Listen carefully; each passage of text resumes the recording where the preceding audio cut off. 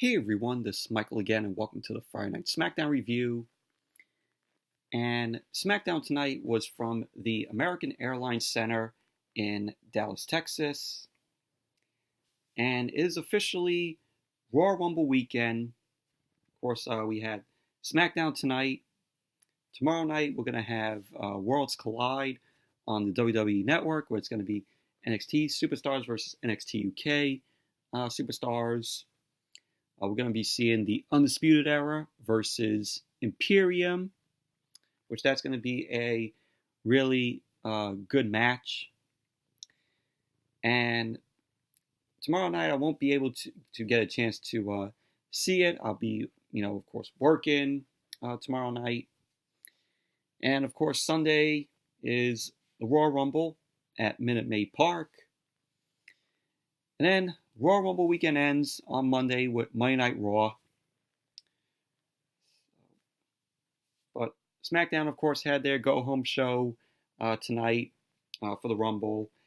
And they always, WWE, they failed to deliver, with a go-home show to get us hyped for the Rumble. Same thing Monday Night Raw did, which they failed at getting us hyped for the Rumble with their go-home show. It's like WWE, when was the last time they put on a good go-home show for, Monday Night Raw and SmackDown, go-home shows for, the pay-per-views, any of the big four pay-per-views, whether it's the Royal Rumble or WrestleMania, SummerSlam, Survivor Series. When was the last time we saw WWE actually deliver a good go-home show on Monday Night Raw and on SmackDown to get us hyped for the pay-per-views? I can't remember. And WWE hasn't delivered go-home shows for Raw and SmackDown for, to get us hyped for, their pay-per-views in like a few years now. It's like they want us to go into the pay-per-view and see what we think of it after the show's over. That's what I feel. It's like they don't deliver with the go-home shows. They're like, oh, we don't have to deliver, a good go-home show, and the fans are still gonna watch, the show.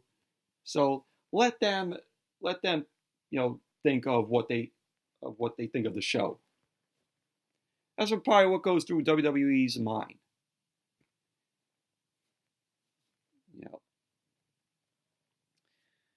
Anyways, let's get on with the SmackDown review. SmackDown was god-awful tonight. Shitty show.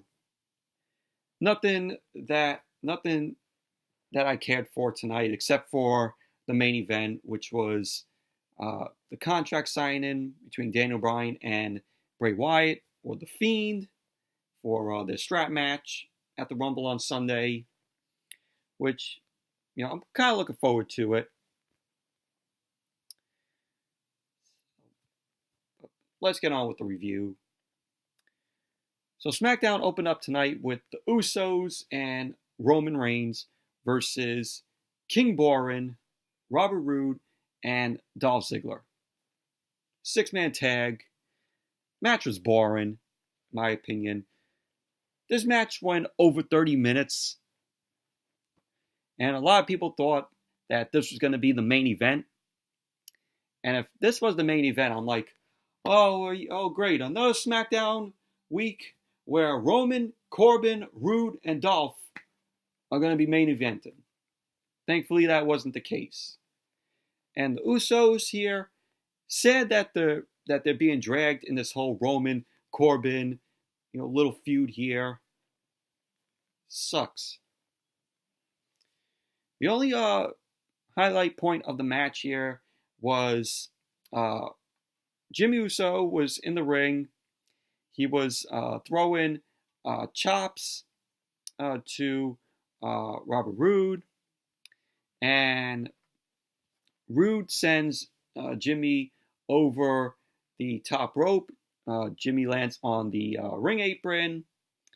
And he slips slips off the ring apron and falls to the floor, injuring his left knee. So Dolph, who was on the floor, follows up, sends Jimmy Uso into the ring steps and also into the ring post. Jimmy went neck first into the ring steps. And the referee is checking on Jimmy. And, we hear the ref say, "Oh, send help, call for help." So the trainers end up coming out. And officials come down. They help Jimmy to his feet. They take him to the back. And pretty much, that was basically, the point that happened here. But then it became a 2-on-3 handicap match where it was just Jay, Roman, and versus Corbin, Roode, and Dolph Ziggler. And then later on, Jimmy Uso ended up coming back into the match, hobbled his way down, and then we had Jimmy ends up winning the match for him, Jay, and Roman. Jimmy went to the top, ends up delivering a Uso splash to Robert Roode. And so there you go. The Usos and Roman win the match. 6-man tag, like I said, but boring match, in my opinion.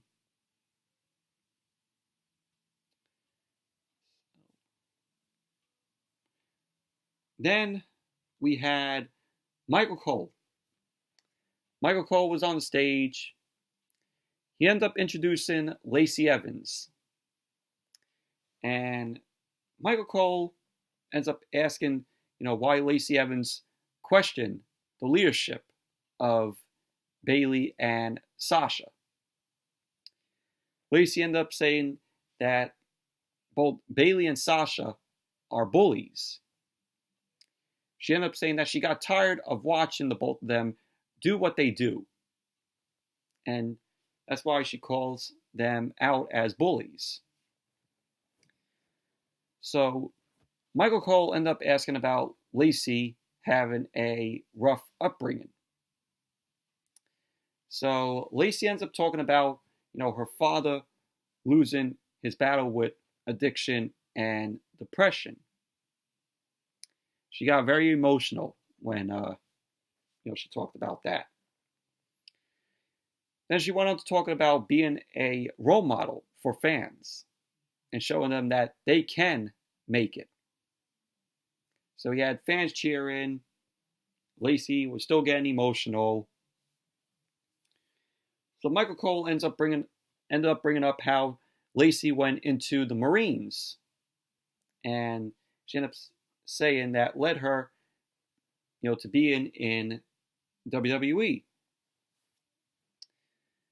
So Michael Cole ended up saying that Lacey will have to be a leader herself if she beats Bayley. Lacey ended up saying that she will be a leader that shows you can accomplish anything if you keep pushing, no matter what's happened or where you've been. Lacey went on to say that she will continue to set that example because that's what the world needs. And she ends up going on to say that she will be that champion. And then Michael Cole ends up bringing up Lacey Evans' daughter being a fighter. And he shows us, video of what happened, last month when Sasha and Bayley were taunting at Lacey's daughter, which, that was the show that I was at. That was at the Barclays Center. They were sitting ringside. Lacey's husband and her daughter. They were sitting ringside. I saw that go down. Of course, like I said, I was there when that happened. And Lacey ended up saying, watching that video makes her angry. She ends up saying she's glad that her daughter stood up to bullies. Lacey ended up talking about how fans didn't see her daughter crying backstage. She said she had to explain about this being her job. Lacey wanted to say that Sasha and Bayley stood in between she and her daughter when her daughter was trying to support her. So Lacey ended up saying that she put Sasha on the shelf. And Sunday at the Rumble, she will put Bayley. And then Bayley attacks Lacey from behind. And Bayley ends up yelling at Lacey Evans, asking, "Oh, where's your daughter now?" Since we heard, Bayley say that. So officials end up coming out. They pulled Bayley away from Lacey. Lacey ended up recovering, and she got back up to her feet. And that was pretty much how the segment ended. But, very meh segment with Lacey. I do like how WWE has finally acknowledged, that, Lacey was, in the Marines, which, we all pretty much knew that, but it took WWE forever to, acknowledge that, and tell the fans. We possibly, knew it from, we possibly knew Lacey Evans, was in the Marines from, Wikipedia.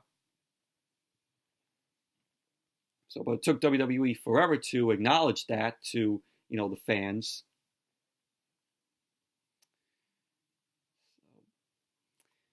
Then we had Kayla Braxton. She was backstage. She was interviewing Carmella and Dana Brooke. Kayla Braxton was asking the both of them about the 30-woman Royal Rumble match. Carmella went on to say about why she's the favorite to win on Sunday. Dana Brooke says, we've already seen Carmella's Wikipedia page and know what she's done. Because Carmella was talking about, I was the first, women's Money in the Bank winner. I'm the favorite to win Sunday in the Rumble, which I highly doubt it. I highly doubt she's winning the Rumble.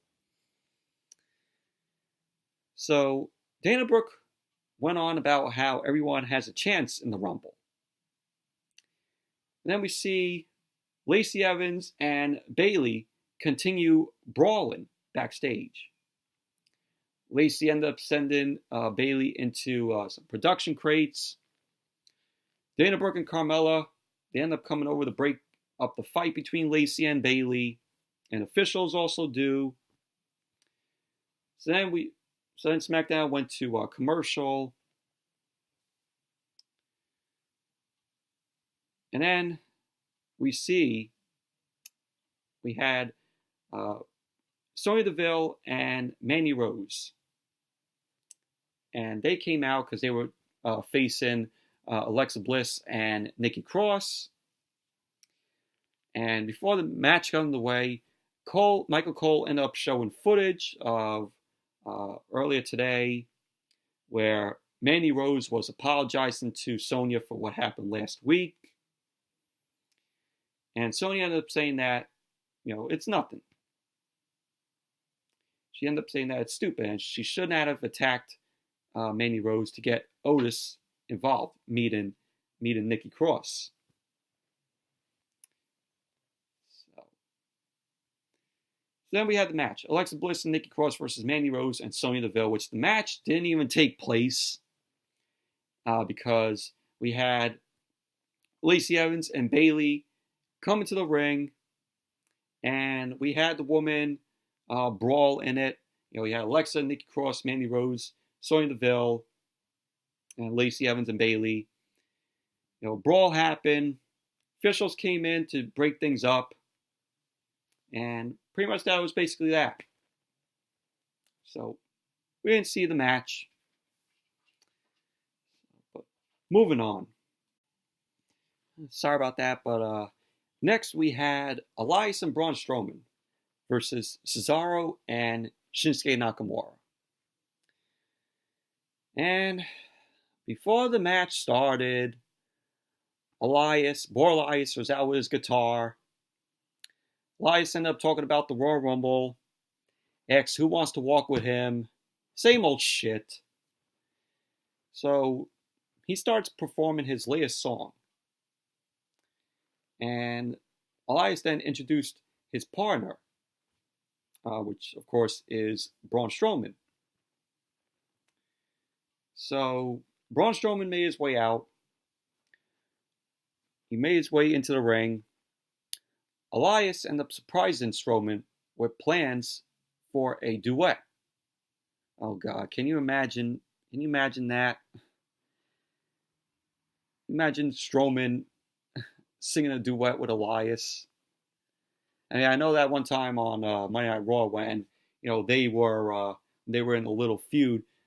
Strowman came out, started playing that sort of like cello, and he was singing, "Oh, get these hands." That was funny though. But can you imagine him, singing with Elias? It would have been fucking terrible. So they get interrupted by Cesaro and Shinsuke Nakamura, which thank God that they interrupted, because I wouldn't have wanted to see Elias do a duet with Strowman. And the match itself, it was just very meh, in my opinion. Generic match. So Elias ended up starting off the match with Cesaro. Nothing good in this match happened. Except he had Strowman do his shoulder tackle on the outside. And Elias and Strowman end up winning the match. Strowman ended up hitting a running power slam to Cesaro. Strowman ended up tagging in Elias. And Elias went to the top. Ended up delivering a elbow drop from the top onto Cesaro. There you go. Elias and Strowman win the match. Whatever.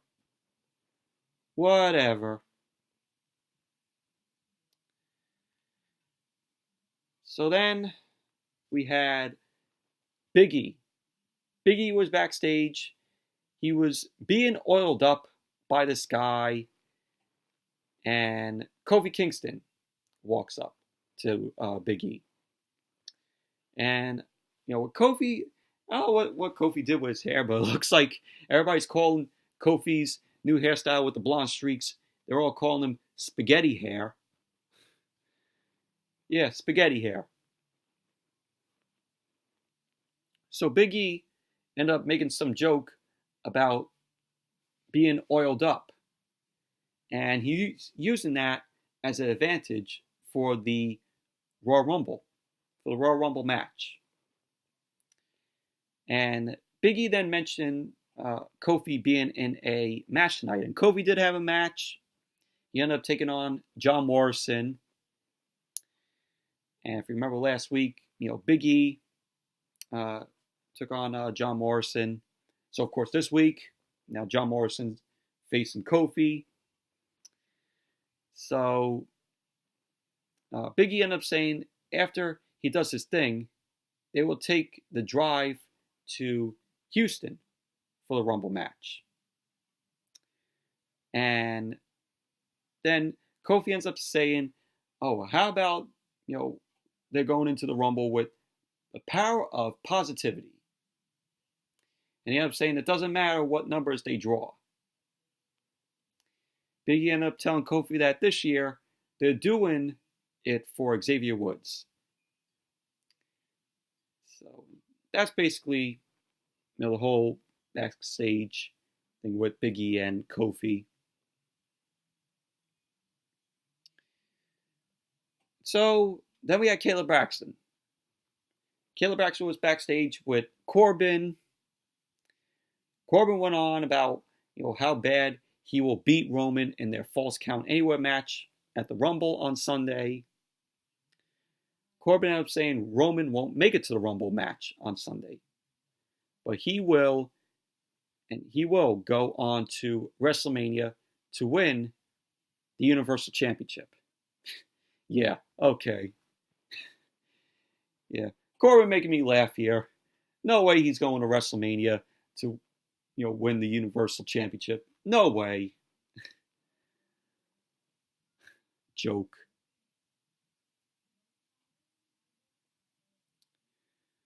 So then we had Kofi Kingston versus John Morrison, which before the match got underway, we had a promo from Sheamus. Sheamus ended up sending a warning to Chad Gable ahead of their match on Sunday at the Rumble. Sheamus ended up saying that he will finish what he started with Chad Gable. He ended up saying, like a rat out of hell, Chad Gable will be gone by the morning. So it was a little promo from Sheamus. It's going to be Sheamus versus Chad Gable at the Royal Rumble on Sunday. So then we go back to the ring. We see Kofi and Big E in the ring. John Morrison made his entrance, and I forgot to mention last week. They did do the slow motion with the fan. Where it blows his hair. So they did it again. This week, the slow motion. With the fan, wind blowing. At John Morrison. Also, the Miz came out with John Morrison. And Miz ends up getting on the mic. And he ends up knocking the crowd for booing Morrison last week in his in-ring return. So Miz ends up asking to the crowd, or the fans, why they booed Morrison. And wonders if it's because that he's associated with The Miz. And Morrison is associated back with The Miz. Miz ended up saying that he is the same and hasn't changed. And he says you can see that when the second season of Miz and Mrs. premieres next Wednesday on USA at 10 o'clock. Promotion for the new season of Miz and Mrs. It's going to be on after NXT on Wednesday. I'm looking forward to the premiere, the season 2 premiere. And if you guys haven't checked out Miz and Mrs., really would recommend it. Very funny. And I really enjoy it. So Miz went on and he announced that him and Morrison are going to be in the Royal Rumble match. And he was also bragging about how Morrison beat Big E last week. Miz ended up saying that it will be awesome when either him or John Morrison wins and goes on to WrestleMania. And that was basically what The Miz had to say. So Morrison ended up in the ring. Match got on the way. Morrison ends up taking Kofi to the corner, shoves Kofi. Kofi ends up shoving Morrison. They're avoiding, moves with counters. And Morrison then got dropped on his face by Kofi. And it was back and forth between Morrison and Kofi. I mean, this is Morrison's second match after coming back. Last week was his return into a WWE ring. Sorry about that, but I was saying, last week was Morrison's return in the WWE ring. So, but the end, you had The Miz, pushing Big E, and Big E ends up not liking that. Big E ends up chasing Miz around the ring. Miz goes on the ring apron. Kofi ends up knocking The Miz off the ring apron with the Trouble in Paradise, which the Miz, the reaction when the facial expression on The Miz when Kofi ended up hitting the Trouble in Paradise and he fell off the ring apron was hilarious. I was freaking laughing. So Morrison ended up taking control, and he heads to the top, ends up delivering the Starship Pain, which he didn't botch this week, surprisingly, because if you remember last week, Morrison botched the Starship Pain when he delivered it to Big E. And so Morrison hit Starship Pain, went for the 3 count. There you go. John Morrison ends up winning the match. Second win after, him returning, last week in a WWE ring. There you go. Morrison wins the match. And then we had the main event, which this was the only good thing that I enjoyed about SmackDown tonight. So we had Michael Cole in the ring for the contract signing between Bray Wyatt, or the Fiend, and Daniel Bryan. This was the contract signing for the strap match, which is taking place, of course, at the Rumble on Sunday. Daniel Bryan comes out, got a big pop from the crowd, got a yes chant from the crowd, and Daniel Bryan stands in the ring, and he doesn't sit down. So Michael Cole then ended up introducing Bray Wyatt. So the Firefly Funhouse music hits. Bray Wyatt appears on the big screen, and we see that Bray Wyatt has this fax machine, and he's trying to send the contract to Daniel Bryan. But the fax machine wouldn't work. He couldn't get the fax machine to work. So Bray Wyatt ends up saying that this issue may be a blessing in disguise. Because why would Daniel Bryan ever strap himself to him? So Bray Wyatt ends up joking about calling customer service. Daniel Bryan then interrupts, gets on the mic, and says he knows Bray Wyatt is a sick man and that he needs to come to the ring and sign the contract. So Bray Wyatt ends up saying to Daniel Bryan, he ends up saying that's not a nice thing to say, and that he's not sick. He's better than ever. Bray Wyatt went on to say that his attorney, Mercy the Buzzard, has advised him to stay right where he's at. Daniel Bryan ends up saying that he's seen through Bray Wyatt enough. Daniel Bryan ended up going on about how all Bray Wyatt does is run from his problems. Daniel Bryan said that he will be tied to the Fiend on Sunday, and he will make him pay for his mistakes. Bray Wyatt then interrupted Daniel Bryan and ended up saying, mistake is the word of the day. So the word mistake was on the screen. And we hear all, the kid sound effects in the funhouse. They're all saying, yay! And Bray Wyatt ends up going on about, this being all part of Daniel Bryan's mistake, big mistake.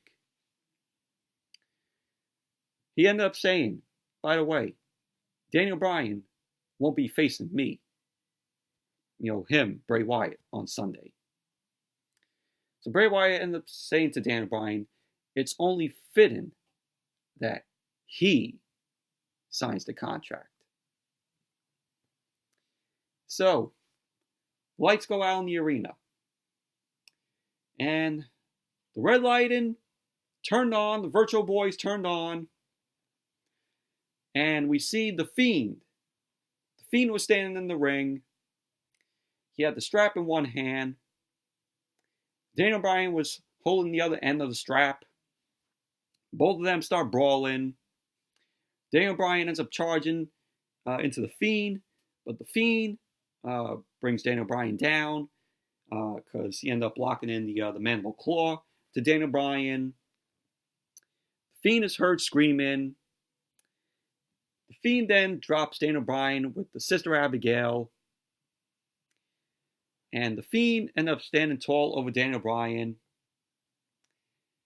The Fiend rips Daniel Bryan's shirt. And he ends up whipping Daniel Bryan with the strap. Whipping him over the back and on the side. And the Fiend ends up posing over Daniel Bryan. He then goes to the table to sit down. And he ends up signing the contract. But the Fiend grabs the pen. And this is crazy. This is what, really liked about, this whole segment. I enjoyed this whole segment with, this contract signing because this is the only thing, this one of the things I'm looking forward to at the Rumble on Sunday. Daniel Bryan and the Fiend in that strap match. So, the Fiend grabs the pen and he stabs himself in the hand with it. Stabs himself in the hand with the pen. So, the Fiend starts digging the ink pen into his palm. Brings it back out. And the Fiend signs the contract in his own blood. And I was really laughing at this because the fans were chanting, "Oh, you got issues." There was a "you got issues" chant from the crowd, which I laughed at. Though it was funny. So the Fiend ends up standing back over Daniel Bryan. Lights go back out. Lights come back on. And the Fiend disappears. And we see the contract is laying on the mat in front of Daniel Bryan.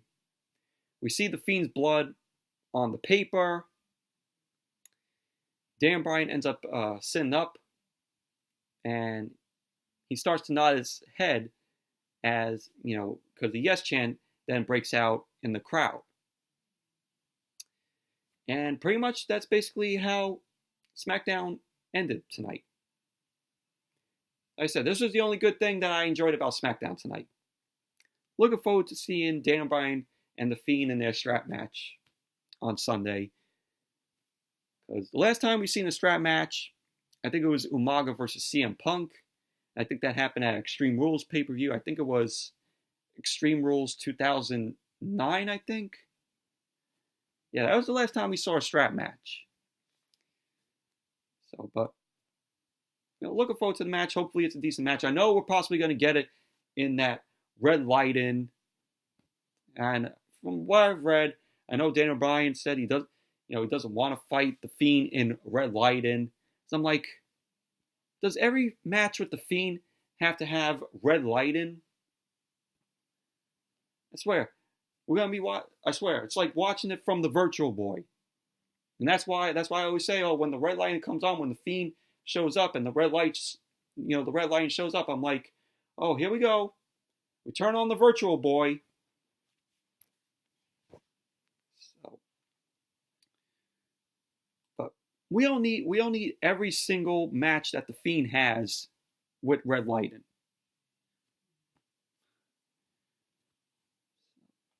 But overall, that was SmackDown tonight.